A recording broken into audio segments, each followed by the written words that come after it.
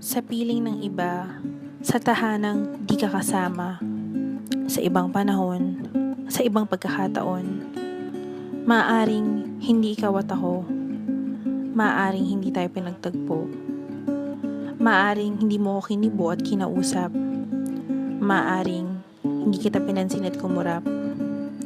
Ngunit kinausap mo ako at kinausap din kita at pinag-usapan natin na baka may dahilan nga ang mga naunsyaming pag-ibig at dinayang mga damdamin na unti-unti nating isinara hanggang sa pinapasok natin ang isa't isa.